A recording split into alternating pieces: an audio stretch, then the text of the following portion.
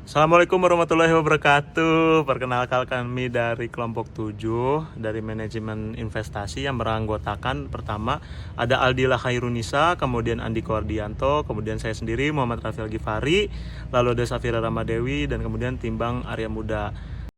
Kali ini kami ingin mempresentasikan tentang mengenal apa itu IPO, yaitu ada pengertiannya, tujuan, mekanisme, dan kegunaan melakukan IPO.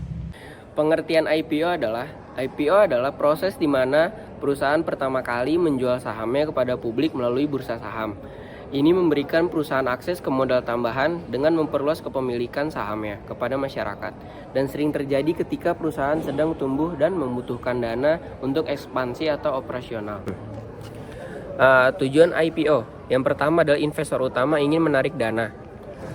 Tujuan IPO adalah investor ingin menarik dana sebelum perusahaan menjadi go publik. Perusahaan hanya membuka saham kepada investor tertentu.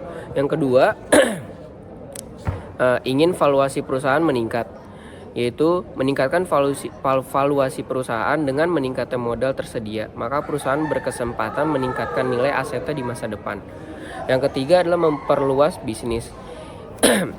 Selanjutnya, perusahaan ingin ekspansi ke pasar. Aktivitas ini tidaklah mudah dan memerlukan sejumlah modal besar dalam merealisasikannya. Oleh karena itu, agar ekspansi lebih lancar dilakukan, perusahaan menghimpun dana sebanyak-banyaknya melalui IPO. Kemudian tujuan IPO dari suatu perusahaan itu adalah melunasi hutang. Melunasi hutang itu tujuannya supaya perusahaan dapat mengurangi atau melunasi hutang-hutang perusahaan maupun dalam modal ataupun operasional. Selanjutnya, meningkatkan profil publik perusahaan. Gunanya adalah menunjukkan suatu perusahaan kepada publik bahwasanya perusahaan tersebut ada dan terbuka. Kemudian meningkatkan modal tambahan, dana atau modal dari luar perusahaan. Itu gunanya untuk mendapatkan modal atau dana-dana dari luar perusahaan, termasuk dari para masyarakat dan juga investor-investor luar. Kemudian mendanai kegiatan pengembangan atau penelitian untuk perusahaan. Tujuannya untuk melakukan pengembangan dan melakukan penelitian yang dilakukan oleh perusahaan yang mengalami kekurangan modal. Selanjutnya yaitu mekanisme IPO.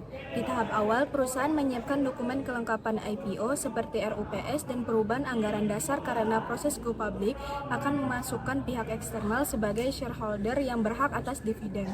Perusahaan juga diminta menyiapkan dokumen yang dibutuhkan oleh Bursa Efek Indonesia dan Otoritas Jasa Keuangan. Langkah kedua yaitu perusahaan yang hendak melakukan IPO akan memilih bank penasihat keuangan sebagai penasihat utama. Penasihat ini akan membantu perusahaan untuk merencanakan dan menjalankan proses IPO. Tahap yang ketiga yaitu dalam proses IPO, yakni penentuan harga penawaran saham oleh penasihat utama bersama dengan manajemen perusahaan. Terkait hal itu, mereka akan melakukan analisis dan penilaian yang komprehensif terhadap perusahaan untuk menentukan harga yang adil bagi saham perusahaan yang biasanya didasarkan pada evaluasi nilai perusahaan, prospek bisnis, dan lain-lain. Yang keempat, langkah berikutnya adalah persiapan prospektus. Adapun prospektus adalah dokumen yang berisi informasi rinci mengenai perusahaan dan penawaran sahamnya kepada publik.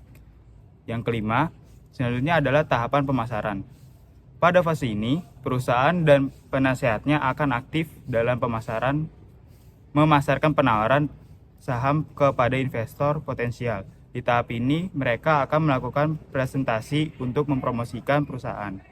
Dan yang keenam, jika prospektus telah disetujui oleh otoritas pengatur, maka langkah terakhir adalah perusahaan bisa melakukan penawaran saham kepada publik.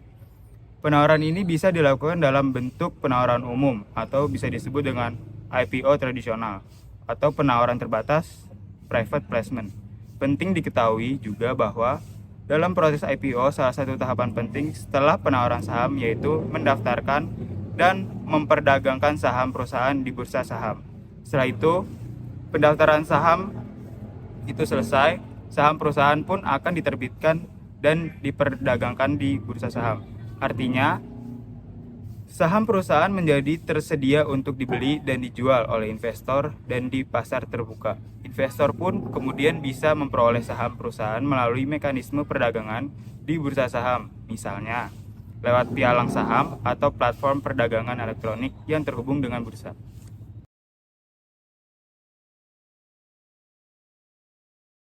Selanjutnya, ada kegunaan dan manfaat dari menjual saham terbuka.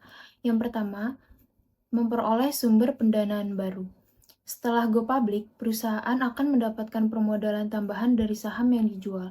Modal tersebut dapat digunakan untuk membiayai pertumbuhan perusahaan, membayar hutang, membayar akuisisi, atau bahkan diinvestasikan kembali. Selain itu, dengan menjadi perusahaan publik yang sahamnya diperdagangkan di bursa, akan mempermudah akses perusahaan untuk menerbitkan surat utang, baik jangka pendek maupun jangka panjang. Yang kedua, meningkatkan nilai perusahaan. Dengan menjadi perusahaan publik yang sahamnya diperdagangkan di Bursa Efek Indonesia, setiap saat publik dapat memperoleh valuasi terhadap nilai perusahaan. Setiap peningkatan kinerja operasional dan kinerja keuangan umumnya akan mempunyai dampak terhadap harga saham di bursa, yang pada akhirnya akan meningkatkan nilai perusahaan secara keseluruhan. Yang ketiga, meningkatkan citra perusahaan. Perusahaan yang dimiliki oleh masyarakat mendorong untuk adanya keterbukaan informasi atau transparansi. Keterbukaan informasi tersebut akan meningkatkan citra perusahaan serta pengenalan produk yang lebih luas sehingga dapat menciptakan peluang baru dan pelanggan baru dalam bisnis perusahaan. Yang keempat, kemampuan untuk mempertahankan kelangsungan usaha. Dengan menjadi perusahaan publik, kemampuan perusahaan untuk dapat mempertahankan kelangsungan hidupnya akan jauh lebih baik dibandingkan dengan perusahaan tertutup. Dengan menjadi perusahaan publik, berbagai kendala dan permasalahan yang dihadapi perusahaan untuk bertahan dan berkembang tidak lagi semata hanya menjadi persoalan pendiri perusahaan, tetapi juga menjadi permasalahan banyak pihak yang menjadi pemegang saham perusahaan. Yang kelima, ada insentif pajak.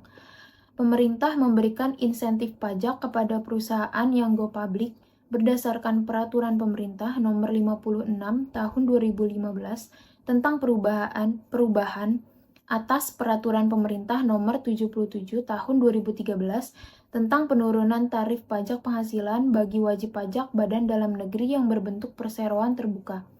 Wajib pajak badan dalam negeri yang berbentuk perseroan terbuka yang dapat memperoleh penurunan tarif pajak penghasilan atau PPh sebesar 5% lebih rendah dari tarif normal PPh wajib pajak badan dalam negeri, dengan syarat saham yang telah tercatat dan diperdagangkan di bursa minimal sebesar 40%, memiliki minimal 300 pemegang saham, dengan ketentuan masing-masing pihak hanya boleh memiliki kurang dari 5%.